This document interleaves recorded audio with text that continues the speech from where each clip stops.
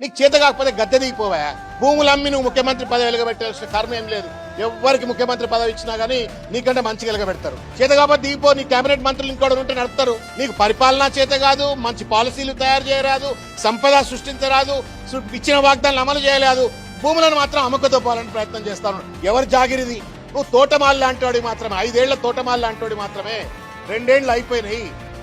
నువ్వేదో మొత్తం గుత్తేదారైనట్టు, తెలంగాణ అంతా నీ తాత జాగీర్ అయినట్టు ఎక్కడ పడితే అక్కడ అమ్ముకునేటువంటి ఔచిత్యం రేవంత్ రెడ్డి నీకు ఎక్కడిది? నీ ప్రభుత్వానికి ఎక్కడిది? నీ కేబినెట్కి ఎక్కడిది? ఇది కేబినెట్ లో చర్చించినవా? మను భూములు కావాలా అని చెప్పని కేబినెట్ లో చర్చించినవా? 400 ఎకరాలు కావాలా హెచ్యూ భూములు అని చెప్పని మన్మాని నడుస్తా ఉందా ఇక్కడేమన్నా? నీ ఇష్టం వచ్చినట్టు భూములు అమ్ముకోదబ్బుతాను.